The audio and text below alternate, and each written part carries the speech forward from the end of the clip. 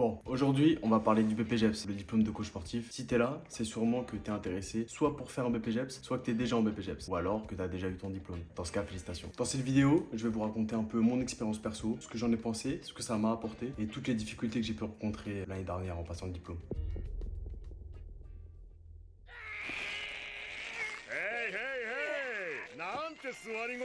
Donc moi j'ai passé mon BPGEPS en 2022. Pour vous la faire courte, j'avais fait 2 ans de STAPS auparavant. Ça m'avait pas plu parce que j'ai dû faire des cours collectifs de fitness. Donc j'ai arrêté STAPS au bout des 2 ans et je me suis tourné vers le BPGEPS car j'ai toujours voulu être coach sportif en musculation, uniquement en musculation, pas en corpo. Donc j'ai fait seulement le BPGEPS AFB avec l'option musculation. T'as deux choix, soit tu fais seulement l'option muscu, soit tu fais l'option muscu et l'option cours collectif. Bon, c'était pas mon truc, ça me plaisait pas et j'ai choisi seulement l'option musculation. Avant d'entrer en école, tu dois d'abord t'inscrire comme dans chaque parcours scolaire et tu dois passer des tests, ce qu'ils en appellent des TEP, donc des tests d'entrée préalable. Donc ça va se composer de 3 choses, une épreuve cardio, un luc léger, une épreuve en musculation sur 3 mouvements et une épreuve écrite qui compte pas vraiment.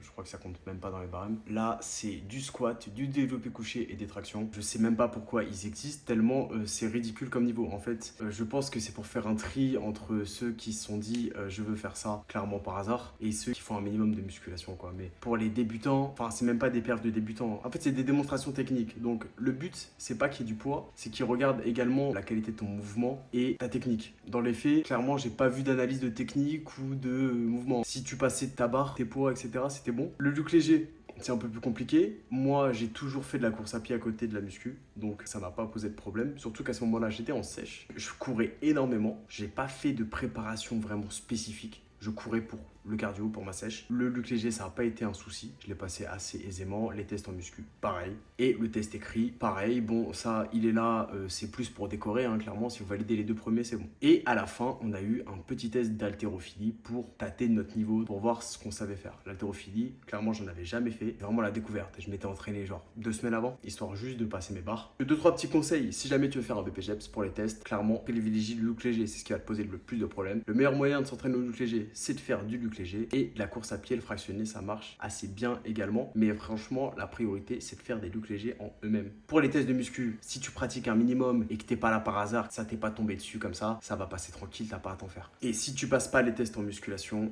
je suis désolé, non je suis même pas désolé en fait, je suis même pas désolé, mais si les tests de muscu sont trop dur pour toi à l'entrée en BPGEPS, je pense que ta place n'est pas en BPGEPS ou alors tu n'es pas encore prêt. Moi, j'estime que pour être un bon coach sportif, il faut d'abord avoir un passé dans la discipline, un passé qui soit pratique et théorique. Tu peux pas être coach et ne pas savoir bench ou ne pas savoir faire de squat ou de traction, ce n'est pas cohérent, ce n'est pas normal. C'est comme un prof d'histoire qui ne connaît pas l'histoire, ça n'a pas de sens. Je vous dis ça parce que j'en ai vu des gens qui arrivaient au test BP et qui paniquaient à l'idée de squatter 50 kg, ce qui n'est pas normal. Quand je suis arrivé au test, il y en avait qui n'ont pas validé les perfs demandés en musculation ou alors très limite, et pour moi, ce n'est que mon avis perso, mais ça devrait pas être très limite à des barèmes aussi faibles. Donc voilà, prenez bien le temps, vous précipitez pas dans la formation, prenez le temps d'être un bon pratiquant, un bon athlète. Je vous dis pas d'avoir fait Olympia, mais on n'enseigne jamais mieux une discipline qu'en l'ayant d'abord pratiquée pendant un moment et qu'on la connaît bien.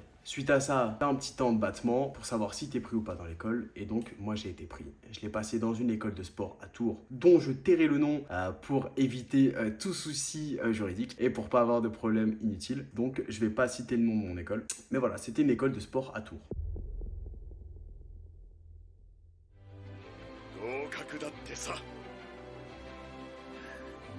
むちゃくちゃだよ。来いよ、緑谷少年。 Donc pour le BPGEPS AFB, en tout cas dans mon école, on devait être en alternance de manière obligatoire. Donc on devait avoir une salle de sport dans laquelle on allait alterner entre cours et table de coach. Moi j'étais dans un fitness park à Orléans et mon école était à Tours. Donc tu as 3 jours en salle de sport et 2 jours en école. Donc jeudi, vendredi, tu as les cours. Lundi, mardi, mercredi, tu es en salle. Donc là normalement tu taffes en tant que coach. Moi j'étais sur Orléans tout simplement parce que c'est la seule alternance que j'ai trouvée et j'avais pas d'appart là-bas. Donc j'ai pris la décision de faire les allers-retours en train le matin et le soir avec genre 3 heures de route dans la journée, donc c'était un peu une vraie galère. Heureusement la salle où j'étais c'était super cool, Franchement, une équipe de dingue. Donc si t'as de la chance et que l'ambiance là-bas est cool, franchement, tu vas passer de très bons jours au taf. Donc sur le contenu des cours, là, c'est le point le plus décevant de l'école. Moi, avant de m'inscrire, j'en avais entendu parler du BPGEPS, etc. Je m'étais renseigné et on m'avait dit clairement, tu verras, c'est pas ouf, c'est voire nul, etc. C'est des croyances datées, c'est vraiment plus d'actualité, etc. Et ils avaient pas menti. Ils avaient pas menti du tout.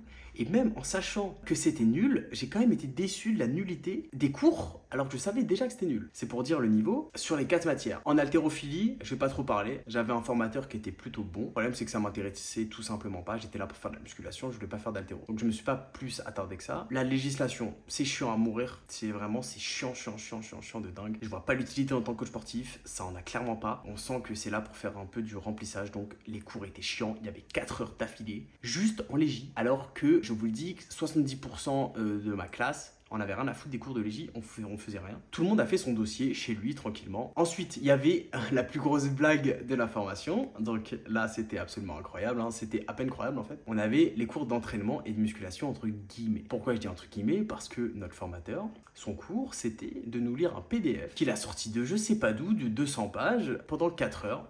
Un truc totalement inintéressant, nul, qu'on aurait pu lire nous-mêmes avec un PDF qui était simplement indescriptible, avec des trucs datés des années tout simplement 80-90, du genre masse et volume. Voilà, déjà, en fait, je pourrais m'arrêter là, à partir du moment où tu me commences à me parler de masse et volume et de la différence entre les deux, je peux m'arrêter là, mais c'est absolument, enfin c'est pas croyable, tu vois. Mais on m'avait prévenu et ils avaient pas menti. Il y avait des fois des séances pratiques avec ce même formateur qui malheureusement je pense n'était pas bon, ou alors bon bah ça le saoulait un peu, voilà, il était pas hyper investi, ni dans son cours, ni au niveau du physique, c'était pas tellement cohérent. Pour moi, un coach doit quand même avoir une certaine enveloppe physique, un certain ego pratique, etc. quand il enseigne sa matière. Et d'ailleurs, mon prof d'haltéro était bouillant physiquement, clairement. Mon formateur de l'autre matière, anatomie bioméca, bouillant physiquement, un monstre. Clairement, ces deux-là, rien à dire. C'était le seul formateur en fait en musculation du coup qui n'avait pas de cohérence physique entre lui et la matière. Non, moi je suis coach. Et d'ailleurs, on l'a jamais vu pratiquer une seule fois de l'année, je ne mens pas. Mais bon, ce gars-là jugeait nos mouvements et apparemment des fois c'était pas top. Alors que je doute qu'il les réalisait bien lui-même. Rien de personnel, mais je trouve ça clairement dommage de ne pas avoir des formateurs de qualité sur des matières aussi importantes que la musculation quand tu veux être coach sportif en musculation. Du coup, ces cours, très souvent, c'était chiant à la mort. Juste y raconter un PDF avec parfois beaucoup d'âneries dedans. Je vais pas rentrer dans les détails, mais croyez-moi, en formation, vous allez entendre des conneries, des trucs faux, qu'on va vous rabâcher sans cesse en vous faisant croire que c'est vrai alors que c'est faux et qu'on le sait avec des études récentes. Mais la formation n'est plus à jour depuis les années 80-90, je pense au bas mot. Il faut savoir que les formations sportives en France sont clairement nulles en termes de formation sportive. Quand tu compares aux États-Unis qui ont des formations universitaires en sport absolument géniales, et en France, on a un niveau pathétique. T'as pas le choix en fait. Si tu vas avoir la clé pour être coach, il faut que tu passes le BP ou alors que tu fasses un cursus universitaire en STAPS. Ce que j'ai essayé de faire en premier, mais ça m'a pas plu. Du coup, j'ai décidé de changer. En fait, au final, dans l'année, on n'a pas fait de musculation ou très peu sur des méthodes clairement douteuses. Des méthodes que personne n'utilise en hypertrophie, etc. Du lourd léger, bulgare, on avait les différents types de tensions, etc. qui auraient pu être intéressants, mais dans la pratique, c'était tellement mal exécuté, les cours étaient tellement mal structurés, les séances étaient... On faisait ce qu'on voulait en fait pendant les séances, etc. C'était nul, et pour être totalement honnête, hormis en haltérophilie, le seul cours où j'ai appris, on y vient, c'est le cours d'anatomie et biomécanique. Clairement, on entre dans un sujet qui est assez spécial pour moi, parce que là, c'est quelque chose que j'adore, c'est une matière que j'adore. J'ai eu énormément de chance, parce que le formateur de cette matière, c'était un gars vraiment en or, une mine d'or à la fois de connaissances, etc. Il était intelligent, il savait ce qu'il disait, et ses cours étaient vraiment très intéressants. Et plusieurs fois, je l'avoue, parce que moi, je entre en BP, j'ai déjà des connaissances, je sais déjà ce que je fais, je coach déjà à peu près, etc. Donc, j'ai déjà eu des résultats, j'ai beaucoup appris. Donc, j'arrive avec un certain bagage, et c'est le seul formateur qui a réussi à clairement, parfois me faire changer d'avis, et à me faire parfois aussi, je l'avoue, fermer ma bouche. Enfin, ce formateur-là a sauvé l'année, hein. Pour moi, c'était vraiment le seul cours auquel j'avais envie d'aller. Mais voilà, il n'y avait pas que du mauvais. Il y avait très peu de bons, par contre le bon était vraiment très bon. Et clairement les cours de bioméca, heureusement que le formateur était absolument excellent parce qu'ils vont beaucoup te servir, notamment lors des entretiens en fait, à la fin des UC 3 et 4 notamment. Parce que là tu peux avoir des questions de bioméca sur comment ça marche, etc. C'est assez important. Encore un grand merci à ce formateur-là, je sais pas s'il verra ça, mais un grand merci à lui parce que c'était absolument génial de passer l'année avec lui. Et d'ailleurs c'est un excellent coach et un excellent athlète également. Ça veut tout dire. C'est quelqu'un qui pratique et qui est bon dans ce qu'il fait, donc qui est bon pour l'enseigner aussi. C'est pas toujours vrai, quelqu'un qui est bon dans sa pratique n'est pas toujours un bon enseignant, mais je pense qu'un bon enseignant est forcément quelqu'un de bon, en tout cas au niveau théorique et ou pratique dans sa discipline. Et c'était le cas pour ce formateur-là. La majorité du temps en BP, c'est chiant et pas intéressant. Il y a une petite partie du temps où ça va être vraiment très intéressant à faire et à écouter, mais bon, c'est minoritaire. Franchement, j'ai été plutôt déçu de l'année en général, que ce soit au niveau du coup, comme je l'ai dit, des cours, également au niveau de l'organisation de mon école, etc. Il fallait faire des allers-retours entre 2 sites pendant une grande partie de l'année, s'il fallait faire du covoiturage, etc. Il y avait un trou dans l'emploi du temps qu'ils ont, je pense, comblé avec le module sport variable, crossfit, etc. Pourquoi en tant que coach sportif en musculation, je comprends qu'on doit faire de l'haltérophilie parce que le vrai nom du BPGEPS c'est option haltérophilie musculation, donc d'accord c'est dans le nom. Pourquoi est-ce qu'on devait se taper des cours de crossfit, du small group, de la boxe, des trucs vraiment mais annexes qui ne servaient absolument à rien. On sentait que c'était là pour remplir en fait, qu'il y avait un trou et qu'ils étaient obligés de remplir avec ça. Malgré que le formateur était absolument, lui il était par contre excellent également. Bah dommage que c'était pas intéressant comme matière. Je comprends que ça a pu intéresser certaines personnes dans ma classe, etc. Et le formateur était très gentil, il savait ce qu'il faisait, donc c'était quand même cool. Et heureusement, honnêtement, ça sauvait un peu le truc. Bon, alors là c'est propre à mon école, hein, mais clairement il y a des fois c'était un peu douteux, voilà, fallait un peu pousser pour se renseigner, etc. Bon, c'était un peu bizarre. J'ai pas vraiment apprécié mon école, pour être honnête. Parce que les deux plus gros points noirs de mon école, c'était clairement déjà les locaux, qui étaient nuls, vraiment. Mais là, c'était une dinguerie comment c'était nul, les locaux. Il y avait pratiquement rien. Il faisait froid dedans. Clairement, le chauffage n'était pas allumé tout le temps. En tout cas, je soupçonne. Il n'y avait pas internet, il n'y avait pas de wifi, alors qu'on nous demandait de travailler sur nos ordis. Il fallait faire des partages de cours par nous-mêmes, hein, clairement. Donc ça, c'est absolument pas normal pour moi. Les installations en musculation dans la salle, etc., c'était naze. La salle qu'on avait à disposition était naze. Il y avait très peu de trucs de qualité. Sur le deuxième site sur lequel on faisait des allers-retours, c'était encore pire. Clairement, pour moi, le matos, il n'était pas à la hauteur de ce qu'on devait faire. Et également, mon école, il mettait la pression de dingue, les gars. Franchement, des fois, j'avais l'impression qu'on était en prépa, alors qu'on était en BPGEPS. C'est-à-dire que, genre, ils nous mettaient la pression en mode, c'est le truc de votre vie. Non, vraiment, bosser, c'est pas sérieux, c'est n'importe quoi, etc. Tranquille, c'était un BP. Ils ont foutu la pression à toute ma classe. Ils nous stressaient à mort pour des trucs auxquels tout le monde a passé tranquille sans rien. C'était pas du bon stress en mode ouais, vous allez voir. C'est vraiment un stress que moi, personnellement, j'ai ressenti comme mauvais. Où ils nous mettaient trop la pression pour rien, etc. C'était un peu les formateurs, un peu les dirigeants de l'école, etc. Et ça, c'était vraiment très très chiant, je trouve. Ils se prennent à mort au sérieux, alors que, bon, voilà, c'était... ils se prenaient à mort au sérieux, alors que de leur côté, sur l'organisation, le contenu des cours et tout, c'était plus que douteux. Hein. Le sérieux, il s'arrêtait à te mettre la pression et à prendre ton argent. Mais honnêtement, j'ai pas payé le BPGEPS, j'ai été financé du coup, vu que je l'ai fait en alternance. Et heureusement, parce que sinon, ça coûte dans les 6 000 €. Et honnêtement, payer 6 000 € pour une formation de cette qualité, je trouve ça absolument honteux. Et je ne sais pas comment certains s'endorment le soir sans remords, mais ça, c'est une autre histoire. En tout cas, ce que je vous conseille, c'est vraiment de le faire en alternance et de ne pas le payer. Pour conclure, le BPGEPS, c'est à faire si tu veux être coach sportif. C'est le moyen le plus rapide. Ça se fait en 10 mois. Au bout de 10 mois, si tu as géré, tu ressors, tu es diplômé, tu as ta carte pro, on n'en parle plus, c'est bouclé. Si tu te fais financer, tu ne payes pas et tu es payé en même temps. Donc ça, c'est très très cool. Il y a, si tu as de la chance, quelques cours qui sont intéressants. C'est à peu près les deux seuls points positifs que je trouve à la formation, clairement. Le fait qu'elle soit rapide et que si tu fais financer, bah, tu es payé en même temps. Donc ça, c'est cool. Allez, ouais, si ça te permet quand même d'avoir un pied en salle de sport directement en alternance. Après, j'avoue que la qualité de la formation va aussi beaucoup dépendre de celle de ton alternance. Si en alternance, c'est pas ouf et que l'école est pas top, là, ça va être horrible. Moi, j'avais la chance au moins d'avoir une bonne alternance, donc ça a permis de contrebalancer. Ensuite, sur les points négatifs, si tu ne fais pas financer, déjà le prix, ça c'est très rédhibitoire. Plus de 6 000 € à sortir de sa poche. Clairement, il n'y a pas tout le monde qui peut se permettre ça. Je ne conseille à personne de mettre ce prix de sa poche pour cette formation-là. Le deuxième point négatif, clairement, c'est la qualité de la formation et le contenu des cours.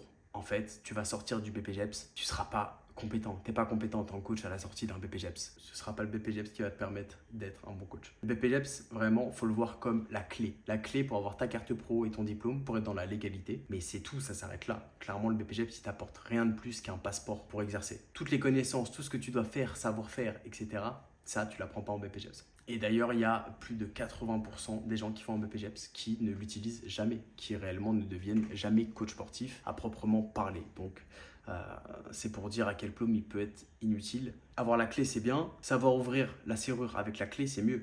Et la plupart des gens ne savent pas ouvrir la porte, simplement parce qu'on ne leur a pas appris pendant la formation à être réellement coach sportif. Et je dirais même que si tu aimes la musculation, tu vas détester le BPGEPS. Tu vas tout faire sauf de la muscu. Et quand tu vas en faire, c'est loin de la muscu qu'on fait en salle, etc.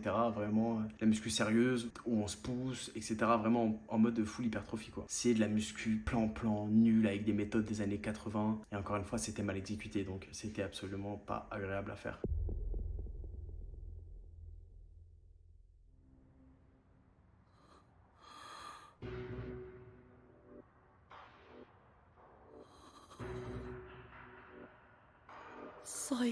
Donc ces cours-là, ils te servent en fait à te préparer aux 4 UC qui vont pouvoir te permettre de valider tout simplement ton diplôme.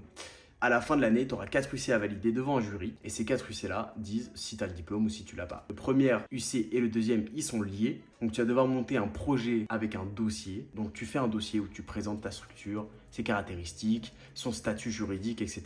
Et ça, c'est directement relié au cours de législation que tu as. Donc ça, c'est clairement un truc bateau. C'est les dossiers type CDI qu'on faisait au collège. Je crois que tout le monde l'a passé directement dans ma classe. Ça, c'est pas ce qui pose problème. Franchement, c'est un dossier, tout ce qu'il y a de plus classique. C'est totalement bateau et j'ai toujours pas compris l'intérêt dans le travail de coach sportif. Mais c'est pas le seul truc inutile, vous inquiétez pas. L'UC2, c'est tout simplement la préparation d'un projet sportif dans ta salle. Donc ça, c'était déjà beaucoup plus intéressant en rapport avec la musculation, etc. Un truc qui soit cohérent et bénéfique pour ta salle afin de soit attirer de nouveaux clients, soit de fidéliser ceux qui sont déjà là. Moi, j'avais choisi, parce qu'il y avait beaucoup de powerlifters, donc de gens qui font de la force athlétique, j'avais choisi de faire un concours SBD, quad bench deadlift, un peu comme en compétition. Donc j'avais fait ça avait plutôt bien marché, mon dossier était solide, j'avais bien monté les trucs. Et j'ai validé UC1, UC2 assez facilement. Une fois que ton dossier est prêt, tu vas passer un oral devant 2 jurys, c'est ça, 2 jurys. Donc tu fais une présentation PowerPoint, tu connais les meilleures années lycée et collège. Si tu es un peu à l'aise à l'oral et que ton dossier est carré, c'est les doigts dans le nez. Si jamais tu es un peu plus timide à l'oral, juste et un dossier carré, et normalement ça le fait. Ils jugent pas sur trop la présentation orale, c'est surtout le dossier qui va compter en fait. Ensuite, on passe au gros morceau. Là, les trucs beaucoup plus chauds, c'est l'UC3 et l'UC4. Donc l'UC3, là pareil, c'est sur dossier, donc tu as un dossier à monter. Donc tu vas avoir plusieurs sujets en UC3 et tu vas devoir choisir 2 pratiquants dans ta salle sur lesquels tu vas amener ces sujets-là. Donc tu peux avoir perte de poids, prise de muscle, tu peux avoir réathlétisation et sport santé. Ces 2 sujets-là, tu vas les suivre pendant plusieurs mois et tu vas monter un dossier sur chacun d'eux, donc avec leurs caractéristiques, ce que tu as fait, ce que tu as prévu pour eux. Donc moi j'avais choisi prise de masse et force athlétique. Tout simplement, c'était les 2 domaines sur lesquels j'étais le plus à l'aise et que j'avais vraiment envie de faire. Au final, je suis tombé sur prise de masse. Donc là, c'est vraiment du classique, hein. Le dossier, tu montes ça assez tranquillement. Si jamais tu connais ton sujet, c'est pas ce qui va te poser le problème. Ce qui est un peu plus chaud, c'est quand le jury vient pendant ta séance. Donc en fait, ils vont choisir une séance que tu as faite dans le programme et tu vas devoir la faire avec ton sujet devant 2 jurys qui seront là pour tout simplement surveiller ce que tu fais, etc., prendre des notes. Ça s'était plutôt bien passé. Bon, j'avais fait un truc solide, honnêtement. J'étais confiant. Par contre, quand même, bon, je te mens pas, t'as 2 mecs derrière toi avec des cahiers qui disent rien, qui notent, qui te regardent comme ça. T'as quand même un petit stress, voire même un gros stress, ça dépend des gens. T'es clairement pas à l'aise en fait. T'es clairement pas à l'aise et mon cobaye était pas à l'aise. Ça se voyait qu'il stressait alors que ça se passait bien en préparation. Là, il commençait à faire des trucs un peu douteux. Mais bon, c'est pas grave, ça fait partie du jeu. Et ce qui note surtout, c'est ta capacité à t'adapter en fait, à t'adapter aux contraintes. Faut savoir rebondir, faut savoir s'adapter, changer les poids quand c'est trop lourd, etc. Sur le moment, c'est surtout ça. Changer de machine si jamais elle n'est pas dispo, etc. Donc faire vraiment des modifications en temps réel. Et ça, c'est très important de savoir le faire, de savoir être adaptable et polyvalent. Également, le point hyper important, c'est la sécurité. Là, la sécurité, les mecs, ils allument. Si jamais tu oublies de mettre un serre-disque ou que tu n'assures pas ton pratiquant, etc., là, tu es mort. Donc, la sécurité et la polyvalence, l'adaptabilité, ça, c'est les clés vraiment pour l'UC3. On arrive enfin à la 4e UC, l'UC4. Là, c'est une UC plus pratique, notamment avec des tests en haltérophilie et aussi en musculation. Donc, sur le côté haltérophilie, tu vas devoir soit faire un arraché, soit un épaulé jeté. Ça, c'est sur tirage au sort. Tu vas avoir des barèmes qui sont beaucoup plus chauds quand tu n'as jamais fait d'haltéro que sur muscu. Je sais plus ce que j'ai fait exactement. Je crois que je devais arracher 45 kilos, ce qui est faible hein, pour un gars qui pratique l'haltéro, mais bon, comme t'en fais pas et que je l'avoue, j'ai pratiquement séché tous les cours. J'avais qu'un seul objectif, être coach en musculation. Je suis venu pour faire de la musculation, pas de l'haltéro. J'ai pas vraiment été sérieux en haltéro. J'ai validé assez facilement quand même, parce que bah voilà, j'avais les capacités physiques, mais bon, techniquement, j'étais pas au top. J'avais des barres à 45 au à l'arraché, 60 à l'épaulé, un truc comme ça, donc au final, tu vas arriver le jour J, tu vas tirer ton sujet soit arraché, soit épaulé, tu vas devoir valider 2 reps devant encore une fois un jury. Moi, j'avais tiré épaulé jeté. J'ai fait mes 2 barres assez facilement. Suite à ça, la partie musculation, là tu vas devoir choisir encore une fois 2 exos sur 4. Tu avais rowing, front squat, développé militaire et soulevé de terre. 4 exos un peu de base, hein, classique. Sauf que sur les autres exos ça allait, mais le rowing, on ne sait pas pourquoi, ils ont décidé de faire un rowing coude ouvert et non un rowing gate. Donc ça c'est le rowing classique, le gate qu'on a l'habitude de faire. Et non, là, il fallait faire le coude ouvert, beaucoup plus difficile à réaliser techniquement et sans trop de justification. Je sais pas pourquoi c'est ça. Donc, une fois que tu as fini tes tests en haltéro, directement, t'as pas le temps. Moi, je sais que j'ai pas eu le temps de me reposer. J'ai directement dû enchaîner sur la muscu et j'ai eu à faire front squat. Je crois que j'avais 70 kg sur la barre, 6 reps, c'est passé tranquille. Et j'ai fait soulevé de terre à genre 110 kg. Encore une fois, assez facile. Ça a pas trop posé de problème. Le vrai point plus compliqué du diplôme, ça va être l'UC4B. C'est là où tu vas devoir conduire une séance en haltérophilie et en musculation sur un sujet que tu vas tirer au sort le jour J avec un cobaye qui est souvent quelqu'un de ta classe. Là, tu dois maîtriser des connaissances théoriques assez avancées en haltéro et des connaissances assez avancées en musculation. Moi, clairement, la partie musculation, je m'en faisais pas. Par contre, la partie théorique en haltéro, là, c'était chaud de fou. Vraiment des termes Vraiment, tu dois connaître tous les termes. Tu dois connaître tout le langage en compétition, tous les détails techniques, les points de passage des barres sur les différents mouvements en haltéro, etc. Et moi, clairement, j'ai tout séché, ça m'intéressait pas. Et du coup, bah là, par contre, faut réviser. C'est le seul moment où j'ai révisé, clairement, de l'année. C'est le seul moment où j'ai révisé, c'était pour ça, pour l'haltéro. T'arrives le jour J, tu tires ton sujet. T'as 40 minutes en fait pour préparer ta séance avec ton cobaye, etc. Et après, tu passes devant le jury. Donc là, encore une fois, le jury, il te suit durant toute ta séance. Et il regarde tout simplement ce que t'as fait. C'est l'UC où le plus de gens loupent. C'est là l'UC où le plus de gens sont stressés, etc. Moi, j'avoue que j'étais quand même pas mal stressé ce jour-là. Je l'ai quand même eu du premier coup. J'ai tout validé du premier coup. Même si pas mal de gens dans mon école n'y croyaient pas, j'ai tout validé du premier coup. Grosse dédicace. What's this? Parce que à la fin de l'UC 3, 1, 2 et 4, t'as un entretien avec le jury. Donc là, tu tâtes un peu. Clairement, si le gars il te fait un grand sourire, il te dit c'est bon, allez, c'est bon, let's go, tu vois. S'il commence à faire des trucs un peu étranges, à avoir le visage serré, bon, là, tu sais que c'est un peu plus chaud. Et clairement, si tu tchatches bien, tu peux rattraper ta séance. Parce que les entretiens, en vrai, ils sont aussi importants dans la validation des UC. La clé pour les entretiens, c'est d'être confiant, d'avoir confiance en soi et surtout de ne pas hésiter, d'être sûr de ce qu'on dit. Même si tu te trompes, tu dis oui, je suis sûr, c'est ça. Parce qu'en fait, ce qu'ils regardent vraiment, c'est si tu es cohérent entre ce que tu as mis dans ta séance et comment tu vas l'expliquer à l'entretien. Si jamais tu te contredis à ce moment-là, clairement, t'es foutu, mon gars. Même si tu remarques que tu as fait une erreur, assume ton erreur, va jusqu'au bout du raisonnement, explique pourquoi tu l'as fait, pourquoi toi, tu voyais les choses comme ça. Et ensuite, eux, ils vont dire, ouais, mais tu vois, t'aurais pu faire comme ça, etc. Et là, tu dis, effectivement, j'aurais pu. J'ai choisi de le faire comme ça pour ces raisons-là. Sache que de toute façon, en musculation, t'as pas qu'une méthode qui est fixe, t'en as plusieurs. Donc, clairement, tu peux t'en sortir, même si tu foires pendant ta séance, rien n'est perdu. Tant que tu es cohérent, confiant et que tu arrives à t'en sortir à l'oral derrière. Ça, c'est le plus gros point pour l'UC4. Ça, c'était les 4 UC à passer à la fin de l'année. Une fois que tu as validé tes 4 UC, let's go, tu as ton diplôme. Sinon, tu as encore une deuxième chance, tu peux aller au rattrapage. Bon, j'y suis allé sur aucune des UC, donc je pourrais pas te dire comment ça se passe. Normalement, c'est le même test, etc. Genre 2 semaines plus tard. Donc, tu as le temps de repréparer. Une fois que tu as validé tes 4 UC, tu dois encore passer au jury plénier. C'est eux, en fait, qui vont valider ta validation. Tu dois te faire valider ta validation. Oui, je sais, ça n'a aucun sens, mais c'est comme ça. Donc, en fait, ton dossier va passer à un deuxième jury qui lui va confirmer que oui, tu es bien apte à avoir ton diplôme. Et eux, ils regardent à peu près tout ce que tu as fait dans l'année, tes notes, etc. Que tu as bien validé tes UC, les commentaires des jurys et également ton nombre de retards, d'absences, etc., etc. Ça, c'était mon gros point noir parce que, comme je l'ai dit plus tôt, il y avait beaucoup de cours qui m'intéressaient pas. Vu que j'avais un rythme d'absolu bâtard au niveau du sommeil, etc., avec le train, les déplacements, toute la semaine, etc., c'était super galère. Du coup, j'étais fatigué, etc. J'avais mes entraînements perso. C'est là où j'ai commencé aussi à lancer mon Rich Coaching. Donc, j'avais beaucoup de trucs en simultané. j'étais assez fatigué, c'était une année qui était assez intense pour moi. Du coup, les cours qui m'intéressaient pas, et surtout ceux qui étaient le matin, je vous mens pas, des fois, ça prenait des petites journées. Je ne recommande pas de faire ça. Pourquoi? Parce que au bout d'un certain quota d'heures d'absence, le jury plénier peut refuser votre validation, même si vous avez tout validé haut la main. Là, c'est chaud. Si ça vous arrive, vous êtes dans la merde. C'est arrivé à personne, malgré qu'on a eu beaucoup, enfin on était 3 avec mes 2 potes, à avoir beaucoup d'absence. Gros big up à Mathéo et Adrien, je sais qu'ils verront la vidéo, donc c'est passé pour nous, alors qu'on avait plus de une centaine d'heures d'absence. Ne faites pas ça, allez en cours, c'est mieux, ça vous évitera un stress totalement inutile à la fin de l'année, et également, si vos absences ne sont pas justifiées, vos heures d'absence, elles seront retenues sur votre paye si vous êtes en alternance, donc vous allez perdre de l'argent en formation. J'espère que la vidéo, elle a pu t'aider dans ton choix. J'ai un peu raconté ma vie, mon expérience perso, mais bon, c'est comme ça que je l'ai vécu. J'espère que ça va vraiment t'aider à aiguiller ton choix, à peser le pour et le contre, et que ça a pu t'éclairer un peu sur la vision de comment va se passer l'année si jamais tu l'as fait, et comment vont se passer les tests et les examens. Voilà, en tout cas, si ça t'a plu, fais-le moi savoir en commentaire. Mets-moi un petit commentaire. Si jamais tu as fait un BP, je suis très curieux d'avoir ton retour d'expérience. Si jamais tu vas faire un BP, j'aimerais bien savoir pourquoi, etc. Qu'est-ce que tu attends de la formation? N'hésite pas à t'abonner, à lâcher aussi un like, ça fait super plaisir. Et à partager la vidéo aux gens que tu connais qui veulent faire un BP. Voilà, c'était Ridge, merci de m'avoir suivi et à la prochaine pour une nouvelle vidéo.